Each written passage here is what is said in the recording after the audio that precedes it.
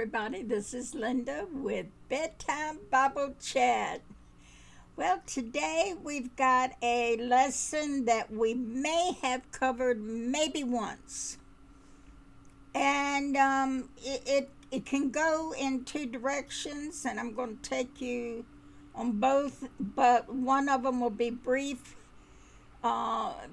because most of my people watching this, they are retired, and most of my people, if not all, are already Christians.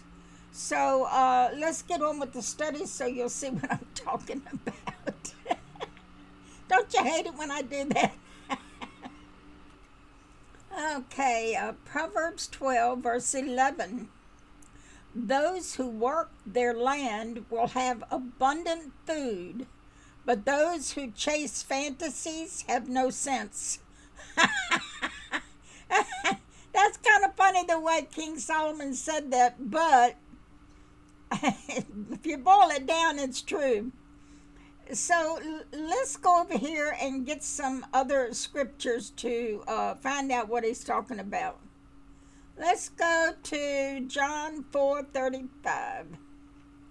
Don't you have a saying, and this is Jesus speaking, it's still 4 months until harvest. I tell you, open your eyes and look at the fields. They are ripe for harvest. What is Jesus talking about there? He's talking about harvesting souls. And that's the other side of this lesson that I'll get to. Psalm 126, 5 through 6. Those who sow with tears will reap with songs of joy.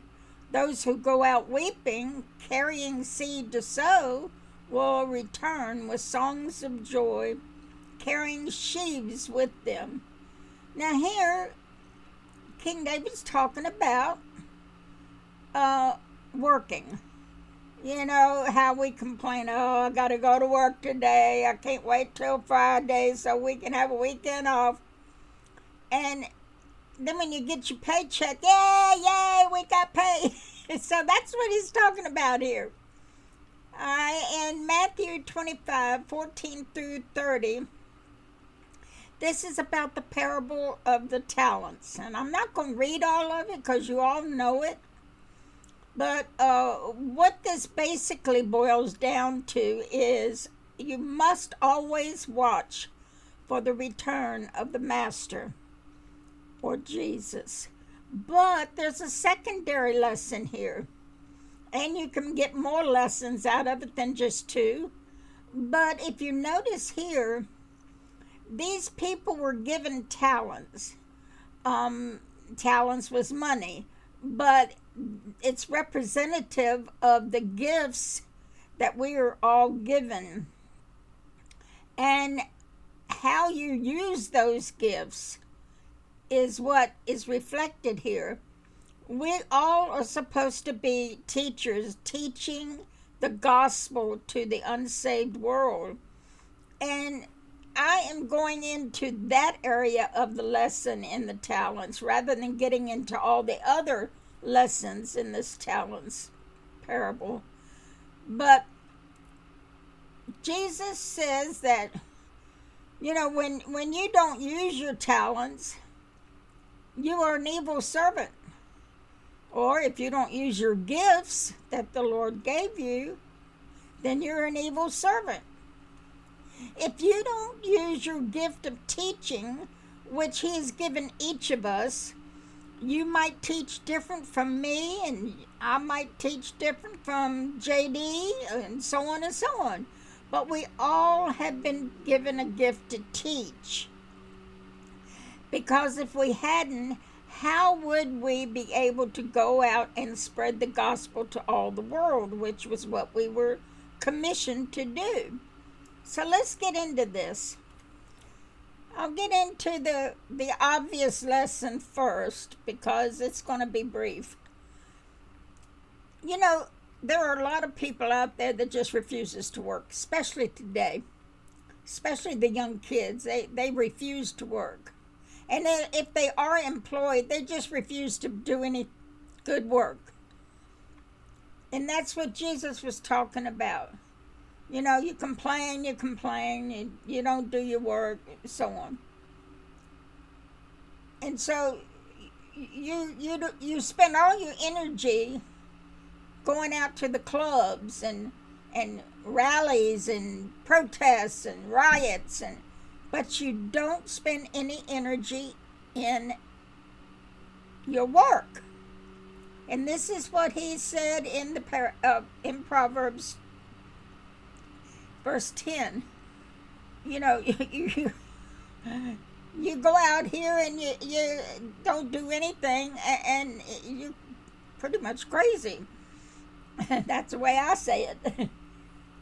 Now, that's obvious. We can't do that and expect to be able to flourish, to feed ourselves. Look at all these people that won't work. They're living in their mama's basement, living off of their parents who did work, who did what they were supposed to do, who worked very hard. Some people have to work 2 or 3 jobs, but they do it because they need to put food on the table. These lazy people, they won't. They just take your food that you worked hard for. And Jesus said that if you don't work, you don't eat. That's what he says.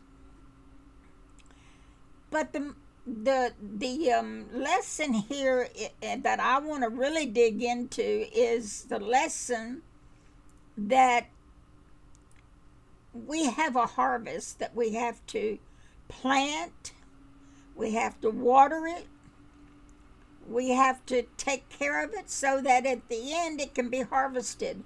And those are harvesting souls. So many Christians, I'm just going to say so-called Christians, because a true Christian does the right thing. They spread the gospel. But the so-called Christians, they sit on their laurels. They don't try to plant or water. They don't do anything to further the kingdom, to get souls saved. When harvest time comes, there won't be any harvest for them. In other words, when you're standing before Jesus at the Bema seat, you're not going to have any fruit. Your basket of fruit is empty. And that ain't good. I don't know what is going to happen to those that don't have an inheritance, who don't have fruit. But I know that he talks about it all the time, that don't lose your inheritance, don't lose your rewards, don't lose your candlesticks. He's always talking about don't lose it. So there must be a reason for it. It must be something major if you don't have enough, or if you don't have fruit. That is not to say, and I got to do this all the time because you got these people that come on the videos once in a blue moon, if ever, just once, and they only hear parts of what I'm saying, and they think I'm spreading work saves. No. Works is a result of you getting saved because you want to please God. Was it Timothy that said faith without works is dead? In other words, you don't have faith if you're not trying to further the kingdom. That is the kind of works I'm talking about. After you got saved. After. Yeah, I got to do it that way because you don't know the kind of beating I get sometime. Anywho, we don't know what's going to happen, but if Jesus says it over and over again, don't lose your work, your rewards, don't lose your inheritance, don't lose your candlesticks, etc., etc. He will vomit you from his mouth, etc., etc. Then we got to know that we shouldn't be sitting around on our laurels. We should be working hard to further the kingdom.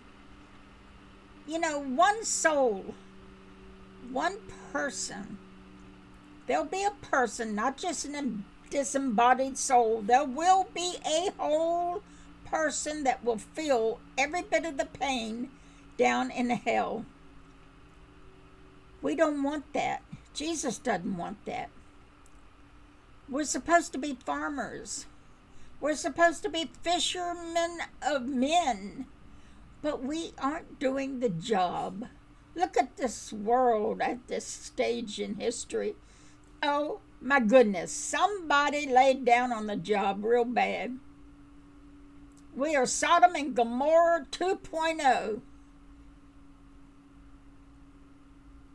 It's bad. The church has been infiltrated by the world, and they are no longer spreading the gospel, they're spreading the filth. Those people may not have been Christians to start with. Who knows? If they follow in that, they must not have been Christians to start with. So the lesson here is, don't lay down on your job, not the job that you get on this earth or the job that you're supposed to do as a Christian. Don't lay down on the job. And that is the lesson today. So, communion with the Lord really helps you stay at the helm, stay behind the plow, keep your arms full of seeds, because there's a lot of planting to be done. This time with the Lord is, like I said before, a fix-all. You have time to communicate with Him and He with you on all kinds of subjects. And during that time, I would ask Him, Lord, show me what I should do. Show me how to harvest. Show me how to plant. Do that if you don't know how. You know, sometimes it's very easy and sometimes it's not. Sometimes all it takes is a kind word. Sometimes all it takes is the reflection of how you live your life with all the ups and downs going on in your life, and how you get through it is showing people in the world Jesus. So that is our lesson here today. I hope it helps. What is today anyway? Oh, it's Thursday. Okay. Well, today's the last one for this week. I made it through the whole week, didn't I? I think I did. I don't remember. Was I here Monday? Anywho, so y'all have a great weekend. Commune with the Lord a lot. We're going to go home soon.